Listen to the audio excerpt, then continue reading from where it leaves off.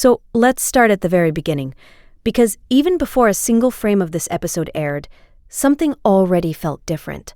South Park has been airing on Wednesdays for basically its entire run. That is not a small thing. That is nearly 3 decades of Wednesday night consistency. It is one of those things that just becomes part of the rhythm of being a South Park fan. You know that Wednesday is South Park night. You know that if you want to talk about the new episode, Wednesday is when that conversation starts. And for the first time they broke that. The Woman in the Hat aired on a Friday, Halloween night specifically. And at first glance, that feels like a scheduling decision. Like they just wanted the Halloween episode to air on actual Halloween. Which makes sense on the surface. But when you factor in everything this episode is actually about, that decision starts to feel like part of the message, because this entire episode is built around the idea of things not being the way they used to be. Things not fitting the pattern anymore. Things feeling off and different and uncomfortable in a way that you cannot quite put your finger on. And what better way to set that tone than to not even air on the night you have always aired on? It sounds small. It sounds like I'm reading into a scheduling call. But with Matt and Trey, nothing is really accidental. These are 2 guys who have been doing this for 28 years and who have a history of making every single detail carry weight when they want it to. Now the episode itself opens by picking up a thread that honestly a lot of fans felt had been dropped too quickly. Back in the 3rd episode of the year, the Marsh family finally left Integrity Farms. And if you remember, that was a pretty big deal. Integrity Farms has been such a dominant part of South Park's recent history that seeing them actually leave felt like a genuine turning point for the show. But then 4 episodes went by and we barely heard anything about what life looked like after Integrity Farms. And fans noticed. People were talking about it. Where did the Marshes go? What is their life like now? Are we just going to pretend that never happened and reset everything back to normal? And that is actually a really important question. Because South Park has a long history of resetting.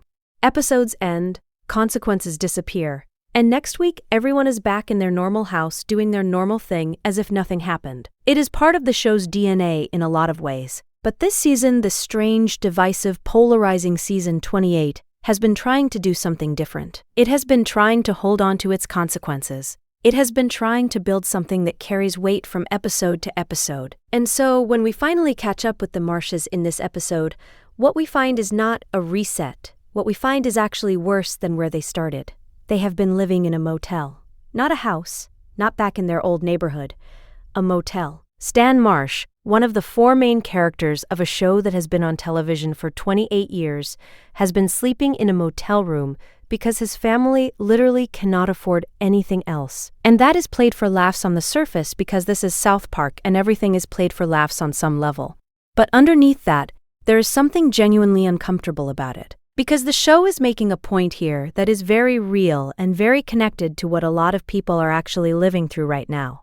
The job market is brutal. Inflation has not let up. Rent prices have gone completely out of control, while wages have stayed more or less flat for a huge portion of the population. And Randy, in classic Randy fashion, points to the government shutdown as the reason he cannot get his old job back. Which again, on one level, is just a Randy joke. And then they move into Shady Acres, Stan's grandfather's retirement community, which, and this is important, is objectively a worse place to live than Integrity Farms. So the Marsh family went from their home to a farm they hated, to a motel they could barely afford, to a retirement home. That is not a reset. That is a descent. And the show is being very intentional about that descent because it mirrors something. It mirrors what a lot of people feel like has happened to South Park itself. The show went from something they loved to something that felt different, to something that made them uncomfortable, to something they are not sure they even recognize anymore.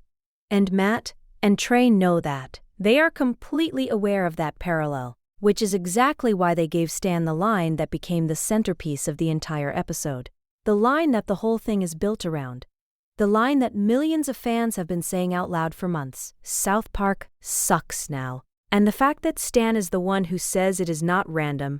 Stan has always been the character most closely associated with genuine emotional sincerity on the show. He is the one who feels things too deeply. He is the one who gets overwhelmed by the gap between how things are and how things should be. He is the one who, in the legendary You're Getting Older episode, back in season 15, literally started seeing everything around him as gray and joyless because the world just kept disappointing him. And here he is again, in season 28, feeling that same thing, feeling like something he used to love does not feel the same anymore. And saying it out loud in a way that is funny on the surface, but is genuinely melancholy underneath if you stop and actually sit with it for a second. This is already more self-aware than most shows ever get. South Park built an entire episode around it. They gave the criticism a storyline. They dramatized the fan reaction and put it on screen and asked you to watch it and think about it and feel something about it. And that alone,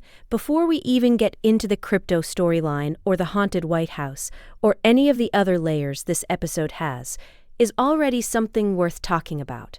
Because it tells you exactly where Matt and Trey's heads are at right now. They are not defensive, they are not dismissive, they hear you, they know what you are saying, and they have something to say back. And the rest of this episode is exactly that. Matt and Trey saying something back. So Stan creates a page online called South Park Sucks Now, and within what feels like no time at all, over 700,000 people join it. 700,000 people who all feel the same way Stan feels. People who remember what South Park used to be and who are grieving the version of the show that they fell in love with. And for a second, it feels like this might be the start of something. Like Stan is going to channel all of that collective frustration into some kind of movement, some kind of real push for change, some kind of meaningful response to the thing that is bothering him and everyone else. But that is not what happens. Instead, Stan looks at 700,000 people who trust him enough to join his page, people who are there because they believe he understands their frustration, and he decides to launch a cryptocurrency. The South Park Sucks Now coin. A full meme coin pump and dump scheme designed to take money from the very people who were rallying behind him. And this is where the episode stops being just about South Park the show, and starts being about something much bigger and much darker. Because what Stan does here is not just a joke, it is a commentary on something that has become a defining feature of modern American culture. The move is to monetize it. The move is to extract value from it before it disappears. The move is to turn genuine human frustration and genuine human connection into a financial instrument and walk away with as much as you can before the whole thing collapses. And if that sounds familiar, it is because that is literally what has been happening at the highest levels of power in this country. The Trump family alone has made an estimated $1 billion from cryptocurrency ventures, including multiple meme coins, and South Park is not being subtle about that connection at all. The episode makes it very explicit. The overlap between Stan's scheme and what has been happening in the real world of politics and crypto is drawn in very clear lines. But here's the part that I think is actually the most interesting and the most uncomfortable. Stan is not a villain in this show. Stan is one of the good ones. Stan is the sensitive kid. Stan is the one who usually has a conscience. Stan is the one who gets upset when things are wrong. And yet here he is, fully willing to screw hundreds of thousands of people out of their money because his own situation is desperate enough that he has crossed a line he probably never thought he would cross. And that is the real commentary. Not just that bad people do bad things, but that good people, people who are genuinely struggling, people who are genuinely frustrated, people who are being squeezed by a system that is not working for them, will do things they never thought they were capable of when they feel like they have no other way out. The ecosystem is so broken that pulling yourself up requires pushing someone else back down. And the show is saying that out loud with Stan, one of the most morally grounded characters in its entire history, as the person doing the pushing. Kyle objects, which is completely in character. Kyle has always been the moral compass in situations like this.